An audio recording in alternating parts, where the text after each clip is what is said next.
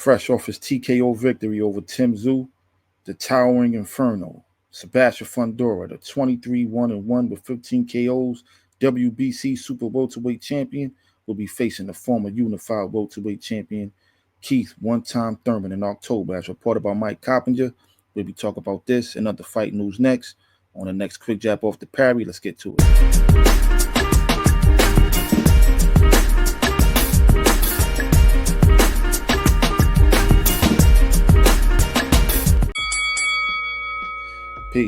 Peace. Welcome to another Quick Jab Off the Parry. I'm your host, Bomani UFG. I just want to thank y'all and remind y'all to please jab that like button, uppercut that subscribe button, lead hook that share button, and throw a combination at the notification bell so you can stay updated when we drop new content. And please follow us on all forms of social media, X, Instagram at the Parry 101, and on TikTok at the.parry.101. Yeah, man, so it's been reported by Mike Coppinger that Sebastian Fundora and Keith Thurman for the WBC 154-pound title fight set for October 25th. Sebastian Fundora and Keith Thurman have a deal in place to meet for the WBC junior middleweight title on October 25th at Las Vegas MGM Grand Arena, a source told Ring Magazine on Thursday. The 154-pound bout for Fundora's belt will headline a PBC on Prime pay-per-view. This division is heating up, man. Sebastian Fundora been on the tear since he got, since his knockout against Brian Mendoza. He been on a 3-fight win streak. Beat Tim Tszyu twice, and I think Cordell. He beat Cordell Booker. And, there's been like rumors of him fighting maybe Errol Spence in the comeback fight. Of course, the Keith Thurman fight has been tossed around before it became finalized. And I think, Xander Zayas, who's now a player in the division. You got the Boots Ennis is now up there. Like, the division is heating up, man. But Sebastian Fundora being 6'5", 80+ inch arm reach, fighting against Keith Thurman, who I believe is only 5'8", about 5'7", 5'8", going up against a 6'5". Now Keith Thurman is a vet, a former unified champion at the welterweight division, and been in there with the best of his division in this era, other than Errol Spence and Terrence Crawford, of course. But he fought the likes of Sean Porter, Danny Garcia, Manny Pacquiao. Like, he's been in there with some of the best, and he was a unified champion in the division. He had his first fight back, his first fight in the 154-pound division against Brock Lesnar, Brock Jarvis, Beef and Broccoli. I don't even know homeboy name, but nonetheless, he went over to his neck of the woods, put him out as he was supposed to, and he's ready to step up and face one of the champions. Of course, you got Xander Zayas now, who I believe Zayas has the WBO belt.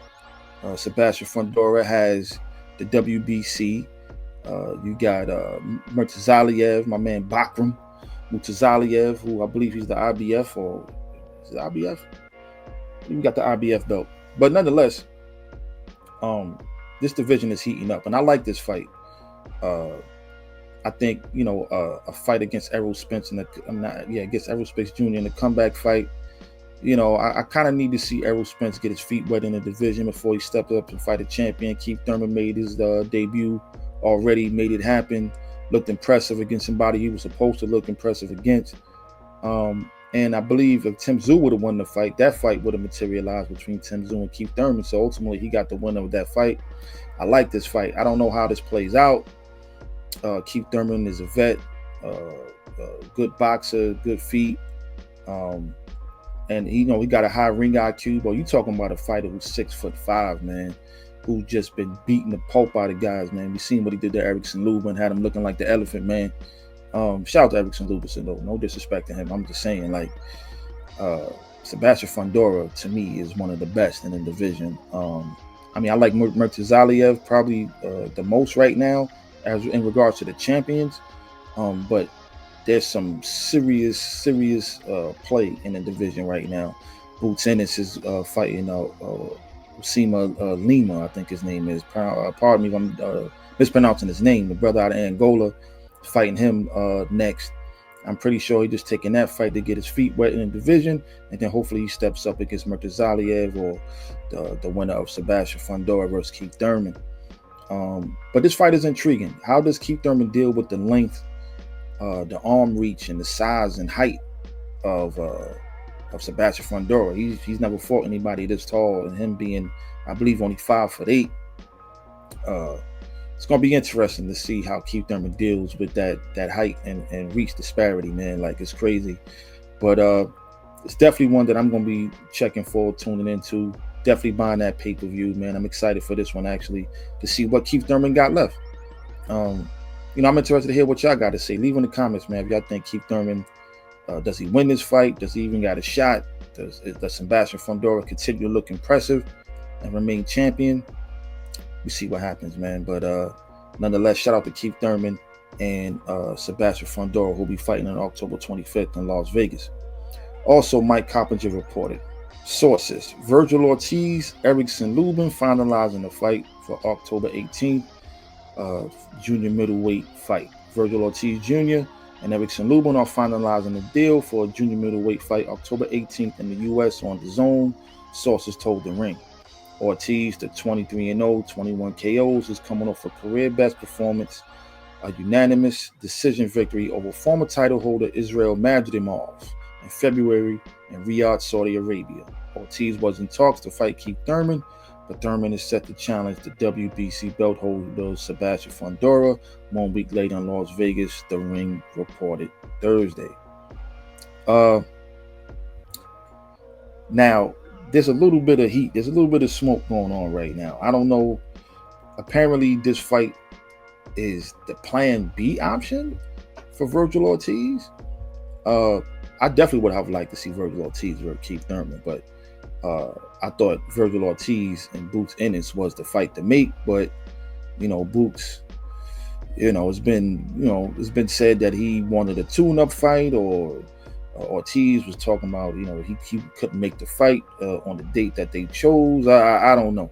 But nonetheless, that's the fight that should have happened. But Virgil Ortiz versus Erikson Lubin, I like that matchup. Lubin, I think, is on a 3-fight win streak.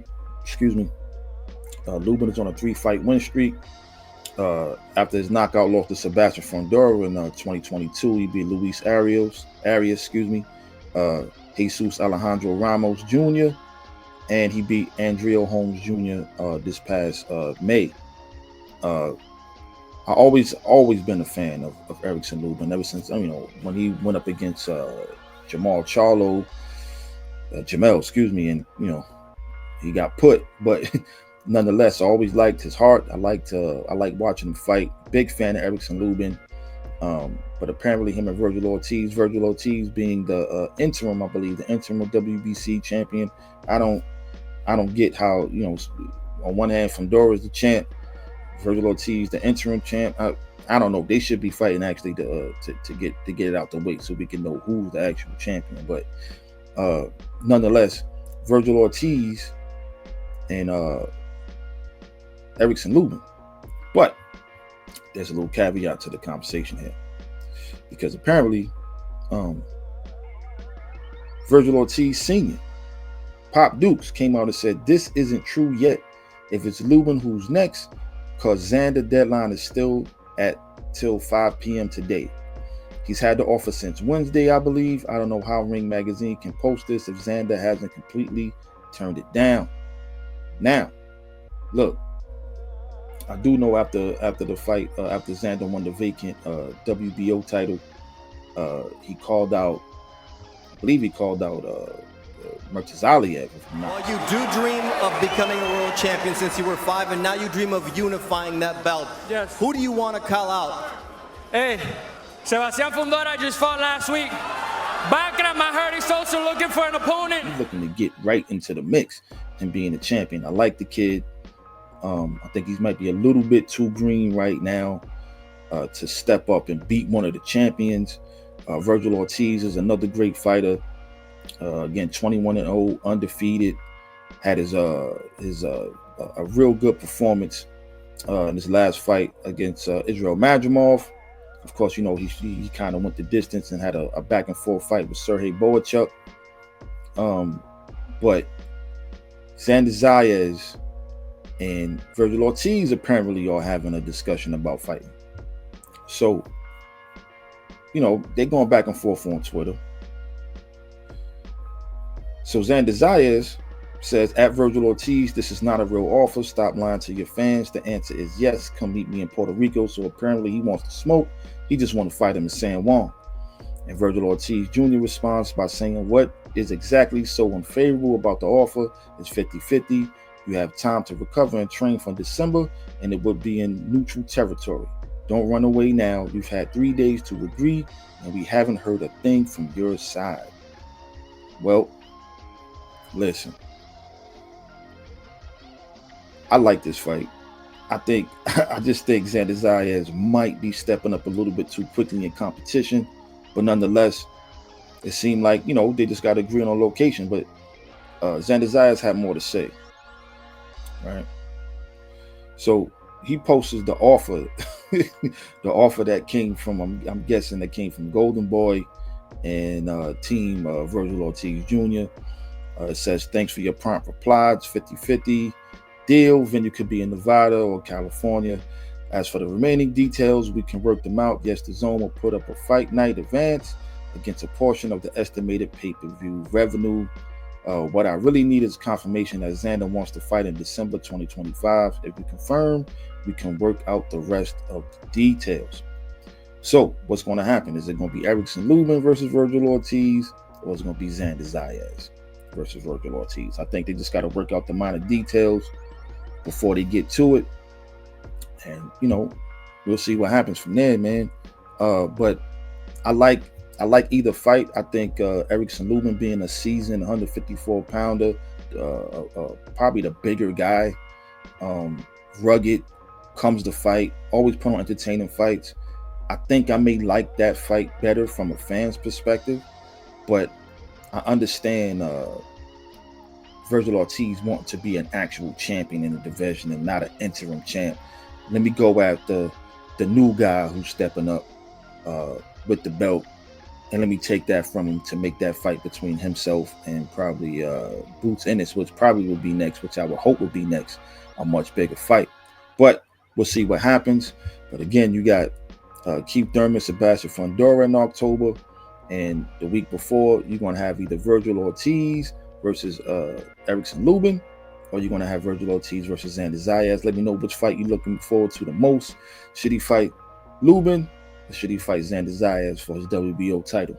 But anyway, you already know what this is. This is another quick jab off the Parry, but we don't pull or duck no punches, and the Parry is fundamental to boxing. And on that note, I am Bomani UFG. Remind y'all to please jab that like button, uppercut that subscribe button, lead hook that share button, and throw a combination at the notification bell so you can stay updated when we drop new content. And until next time, you already know, Mr. Parry. We out. Actually, now we're going to show you how to catch the jab. Actually, in boxing, it's called parrying.